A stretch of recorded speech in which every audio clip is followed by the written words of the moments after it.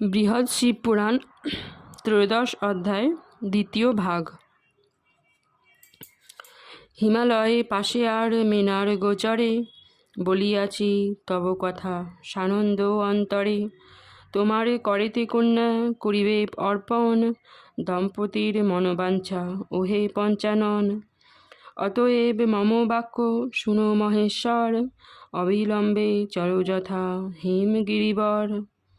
তোমারে সেবিবে গৌরী একান্ত অন্তরে তুমিও লোভিবে সতী কহিনু তোমারে। এতক বচন শুনি দেব পঞ্চানন কহিলেন শুনো শুনো ওহে মহাত্মন। গঙ্গারূপী সতী লাভ করিয়াছি আমি শিরেতে রেখেছি তারে ওহে মহামুনি।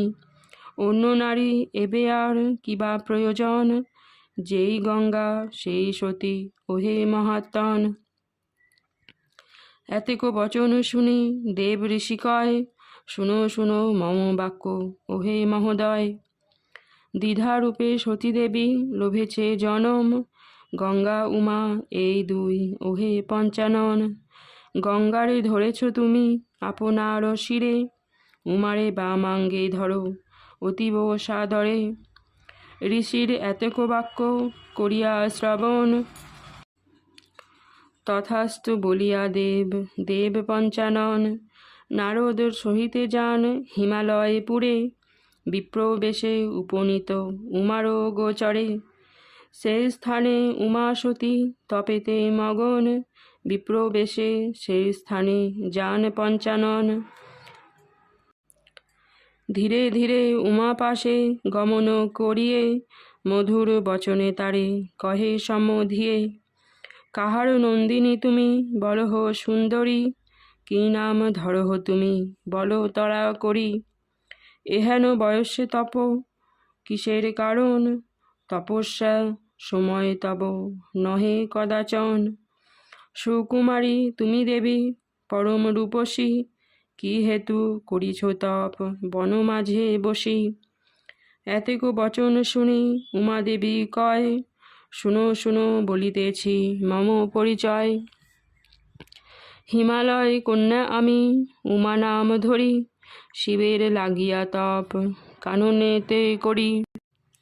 শিবেরে পাইব পতি এই সে কারণ কাননে বসিয়া তপ করিছি সাধন।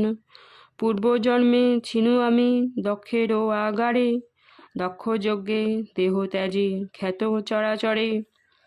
পতি নিন্দা নিজ কর্ণে করিয়া শ্রবণ দক্ষ যজ্ঞে ত্যাজেছিনু আপন জীবন। পুনশ্চ জনমি আসি হিমালয় ঘরে করিতেছি তপশ্চর্যা মহেশের তরে। এতক বচন শুনি দেব পঞ্চানন কহিলেন শুনো সতী আমার বচন। সতত ভ্রমেন শিব শ্মশানে শ্মশানে কুরূপ দেখিতে তাই জানে সর্বজনে।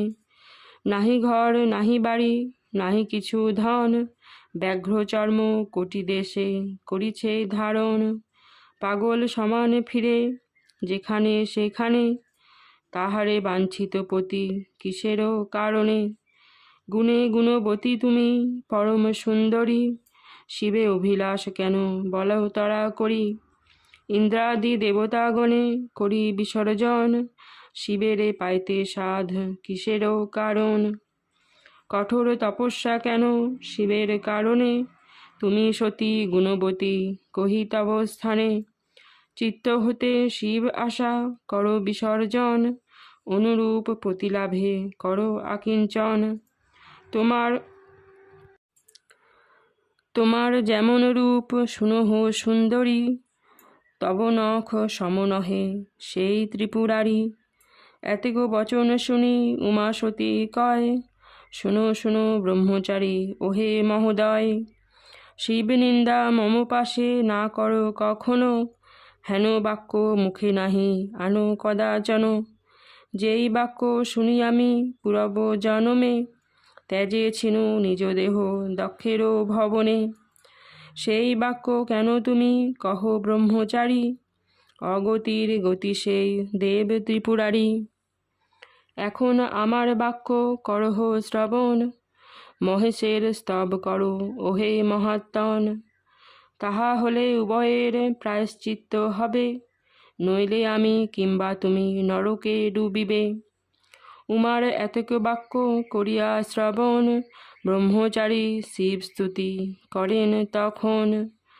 শিব হর ত্রিনয়ন ওহে ত্রিপুরারি, প্রথম অধিপ তুমি কৈলাস বিহারী।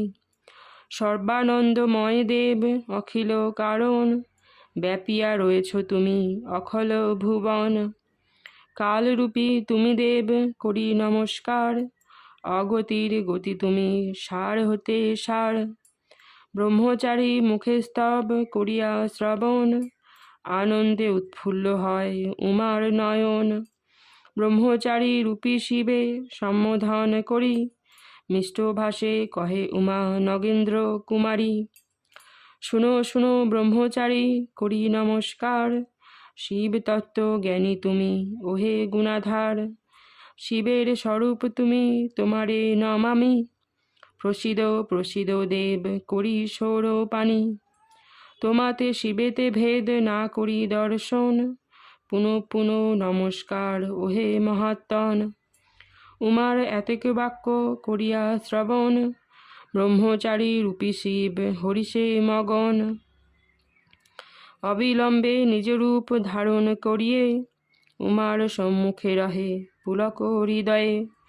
আহামরি কিভা শোভা বৃষভ উপরে, বিভূতিভূষণ অঙ্গে জনমন হরে।